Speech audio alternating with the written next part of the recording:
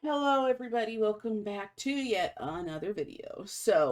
Obviously if you guys have been keeping up with my videos, you'll know obviously they're kind of late getting out than I wanted. Some of the ones that were supposed to come out before Christmas, like way before Christmas, didn't until pretty much right at Christmas. So, um, I did finish the game. I did get the last one out on Christmas Eve. But in my recording, it probably states, oh, yeah, Christmas is this week. So obviously it's a little late coming out. But anyway, I digress. This is going to be my review of Dark Pictures Devil in Me. Finished it, have quite a few achievements. I've also played it co op with a friend in the UK. She enjoyed it as well.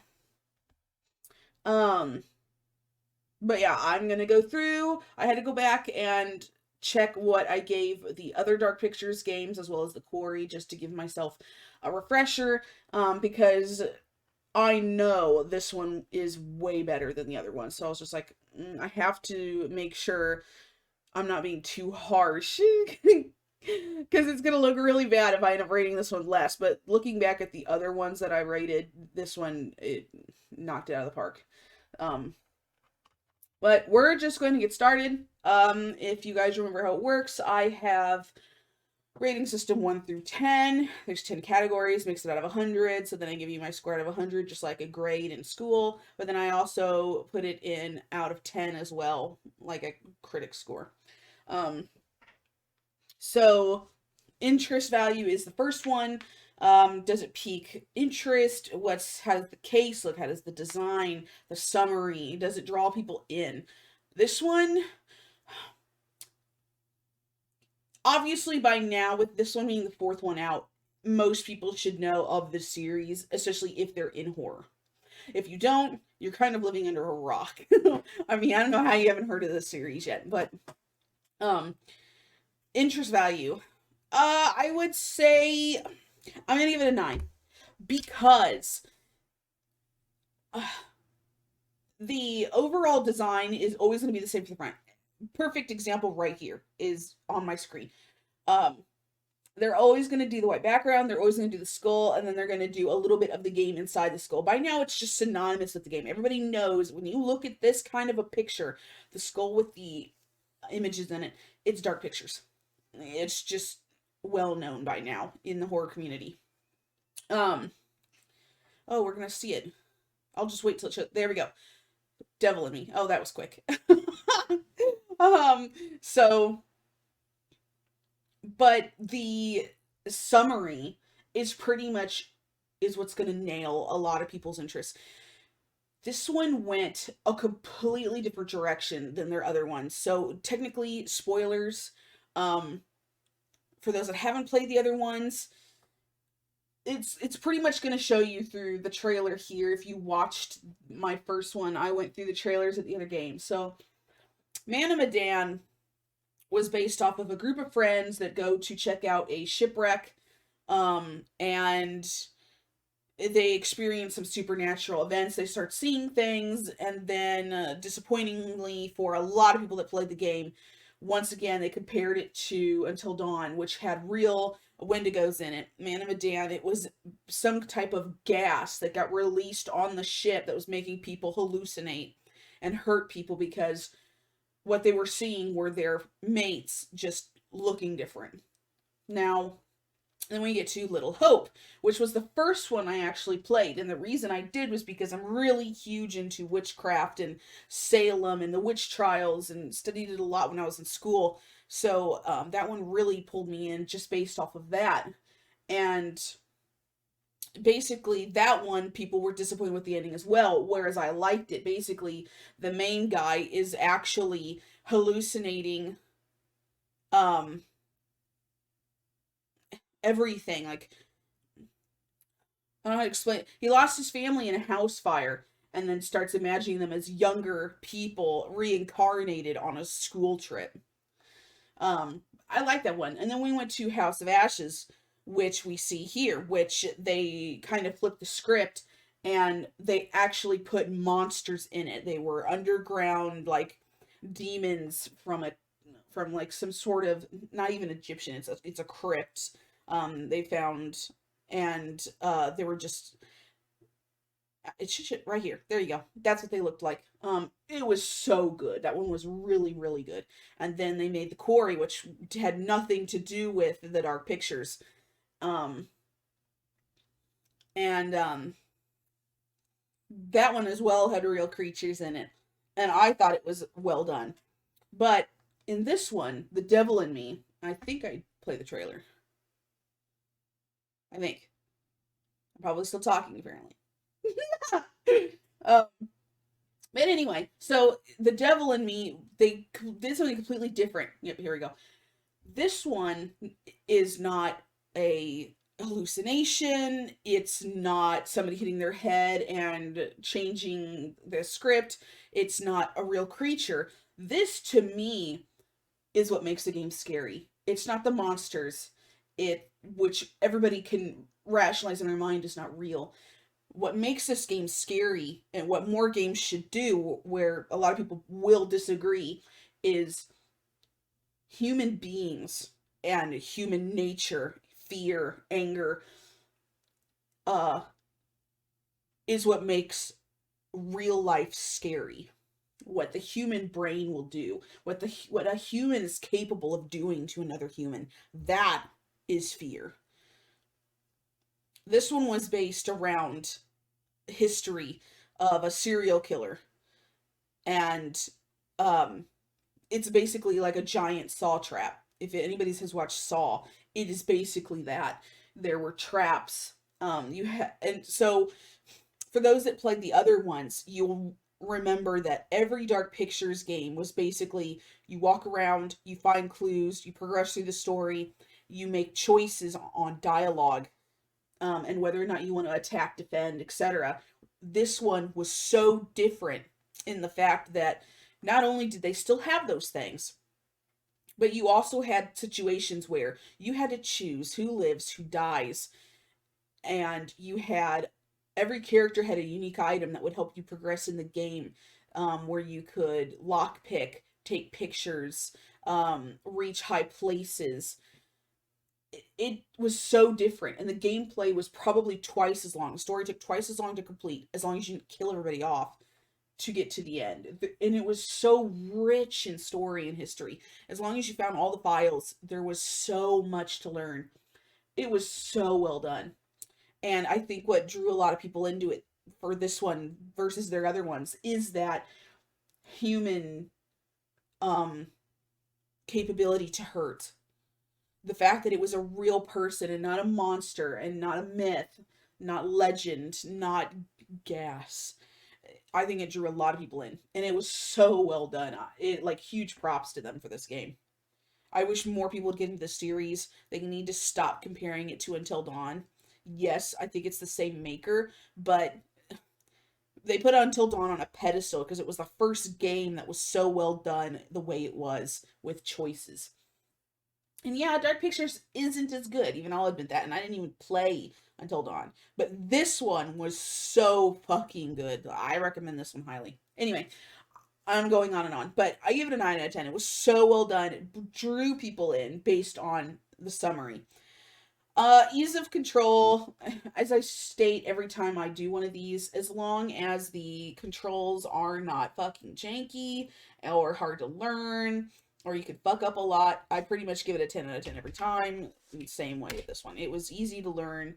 I don't think you could change the controls, but they were super easy to do. And the QTEs were not as hard in this one as they were in previous games to fuck up. Graphics. How are the graphics? How real was it? The lighting. It was really good. It's typical of a Dark Pictures game. It obviously doesn't look super lifelike, but it was actually really tasteful. A lot of the gore looked pretty gnarly and real. The kills looked good. I'd probably give it an 8 for that. Freedom. Freedom of play. Do you follow a set story? Are you forced along a singular path? Most of the Dark Pictures games lacked severely in this aspect where you were stuck following a singular path and you couldn't veer and you couldn't do lots of exploring because you were blocked. Thinking back on this one, technically it's the same. It's a Dark Pictures game. Um, but there were instances where you could pick a different path. Um, and you could miss things if you pick the wrong way. Um, Kill people off. There, this comes more into the replayability aspect because if you killed a certain character off, you wouldn't be able to get to a certain area of the game because they were solo at this point in time. So this game in particular did better than the past ones in the aspect that certain areas are locked unless you have specific people alive at a certain point. Whereas past ones, most of the time they went in pairs. So if one died, you still had the other one that could investigate. Whereas in this one, at one point in time, almost everybody is solo, and you just flip flop between characters in their different areas. So this one did a little bit better than the other ones, but it still technically is a single set story. It's not open world. Um, I think an 8 is pretty generous for it. Game story. Oh, lordy. Does it have a good story? Is it explained well? Does it make sense? Depending on who you ask, yes, it does. But this story, this game will only make sense if you play either with a partner who's going to verbatim, word by word, tell you what's happening on their screen because you can't see what they're doing. If you play co-op, you have your screen, they have theirs when you split up in pairs, and you will not know what they see, what they find, what clues they have unless they tell you. Now, if you play solo, as long as you don't kill people off and you make good decisions and you look and actually find all the clues and all the papers, you will get the full story, which is fantastic. It is so good. Like, I get chills thinking about it. It's based on real history. Serial killers. I mean, if you're a fan of serial killers, you're going to love this game. I mean, it's so good. So, for me, just in that aspect, I have to say it's probably a 10 out of a 10 on story. It's so fucking good. Um, Extras, achievements, bonus features, etc., etc. So, pretty much almost every game has extras. Most games nowadays, especially on Steam, have Steam achievements. But some games, like the old Nancy Drew games, have in-game achievements as well. When I played Attack on Titan, you could unlock weapons. It's basically extra stuff in the game that is not required to finish the game, or extras to learn history, like paper in this. It's things that are just extra in the game for fun to do. Um, this one has some of those. Not only do you have achievements, but certain achievements are attached to certain characters. So, I can't. I'm really bad with names. I think it's Eric. It's the photographer. One achievement you have to get certain pictures, which um you have to pay attention for. So it's just an extra in the game. If you pay attention to take certain pictures, you can get an achievement for it. Um, so this one does have achievements. Bonus features would obviously be you can play in co-op. Um, there are multiple endings, obviously, like every Dark Picture. And that goes more into the replayability. But there's also not only can you get paperwork in here, but you can get the future visions like all the other games. So you could look for those. And they also implemented these little calling cards that were strewn around the whole game. There's only 5 of them, but you had to pay attention to find them. Um, so that was an extra aspect. But also on top of that, there were these little coins you could find. And depending on how many coins you found, you can unlock dioramas at the end of the game. Just a collector thing, kind of. It wasn't an achievement, which I wish it was, collecting all the dioramas, because then you would have had to actually look for the coins. Otherwise, coins are kind of useless. So it does have some extras, but nothing too crazy. But it was pretty good, so I'll probably give it a 9 in that aspect. Time. So I always say I'm gonna give 1 point per hour of gameplay. This can be construed in different ways because realistically, if you take your time through this game and you actually look for stuff and try not to kill people off, the game does take longer to play. if you just bum rush through it. So like I watched Jacksepticeye play it and he killed off some characters. So obviously his gameplay was really short compared to mine. Because as I said earlier, if you kill off a character, it locks out a certain part of the game later on when they're all solo, so you're gonna miss out on some stuff. So if you play your cards right, there's like 7+ hours of gameplay as they stated. And then on top of that is the replayability factor. To get different endings, to get to different areas if you did kill somebody off. Co-op, etc., etc. So, I think I'm going to give it a 9 out of this. I think with all the extras, and if you pay attention, it's a 9-hour game. I don't even remember how many hours I played. I think it was definitely up there, 8 or 9. So, replayability. Dark Pictures is really hard to say that it has replayability factor just because it's the same story over and over. Whereas a lot of people would like to argue, oh well, Elden Ring's the same thing. It's the same story over and over. No, because you can make different builds. You can follow a different line. You don't have to talk to the same people. Yes, you go through the same main events, but depending on the choices you make, it changes the whole story of Elden Ring. Now, in here, there are multiple endings, multiple ways to get people killed. There's not just one set death per person. There's multiple. Even here, when you're watching this girl right here, you had to determine if you wanted her to pick up the bath or if you wanted to pick up the face powder. Depending on which one you picked, she died a different way in the game. Spoiler, obviously. But it's the same in game. Depending on what items you picked up, what choices you made, people could die different ways. So replayability is a little it's also based on how well you did your first run. My co-op run, we killed off like 3 people. When I played solo, I had everybody live to the end. So I got to see everything. So realistically, the only reason I would replay it would be to see the deaths, to see, to get the achievements. So replayability, I'll probably give it an 8. Price. Is it justifiable based on the length, the DLC, the costumes, etc., etc.? I'm trying to remember what I paid for it. I pre-ordered it. I think it was 45 or 50, not on sale, which is cheaper than a normal game compared to other ones you buy, which is like $60, $70 now, it seems like, for a game. And people are willing to pay $70 for a fucking, like, Street Fighter game, which all you fucking do, which I cannot stand, is just, you just fight. But for whatever reason, people think it's worth that money, but then they'll look at this game and go, nah, not worth it. No, I think it's the opposite. This one had more gameplay, more things in it than the past ones, and I think I said the other ones were worth it. Granted, their prices have gone up. If I remember correctly, I think the first Dark Pictures game was like $30. So they have increased their prices, but they are justifiable in doing so because it has gotten better. So to me, I do think it's worth the cost. And then basically my personal score. It's just my personal feelings about the game. It has nothing to do with logic. It's just how I personally felt about it. And for me, it was... I don't...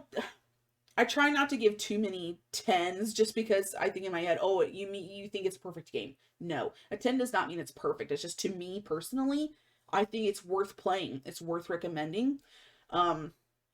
Just like I gave Elden Ring a 10. I'm definitely going to give this one. People would think, oh, well, if you give it a 10, then you think it's on par with Elden. No, I'm not comparing it to other games. I'm comparing it to really nothing.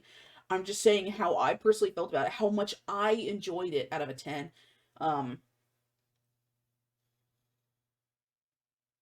I will probably give it... I did enjoy it. I loved the history. I loved everything about it. It was so interesting. I mean, if I had had the time, I would have sat and played the whole thing in one go. I know when I played it co-op, we did the whole thing in one go. But granted, you're splitting all the responsibilities between 2 people, so it's like a 5-6 hour game instead of, 9-10 hours. But it kept me riveted. It was that good. So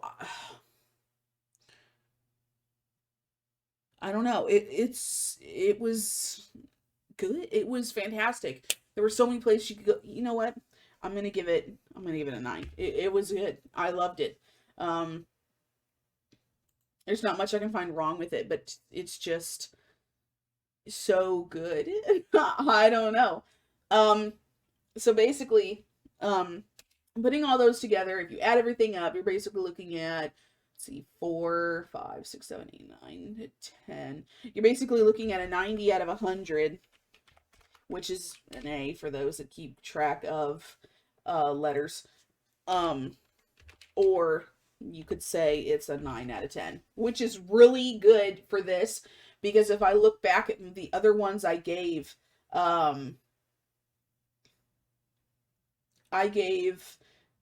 Dark Pictures, A Little Hope, an 83, and then House of Ashes got an 86. And just based off what I've seen, but not playthrough of Man of Medan, that thing would probably get like a high 70s. I could not get into it, and I watched other people's gameplay, and it was just horrendous.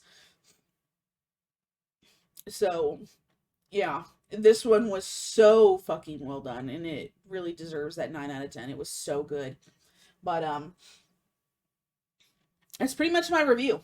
If you guys haven't played it, you really need to. If the Dark Pictures is something that you never wanted to get into because of people's opinions on the past games, ignore all that. If you want to, if you take anything from this review, play this game. Even if you haven't played the other ones, play this one. This may be the one that changes your mind. If you're a fan of serial killers, you have to play this. There's like no reason not to. If you're a horror fan, play this game. It's so fucking good. I cannot hype it up enough.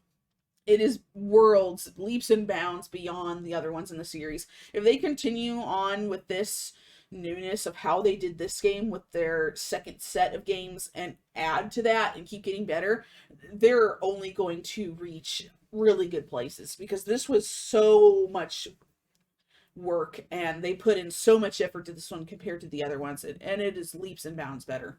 But I'm gonna leave it at that. Definitely recommend. You all should definitely fucking play it.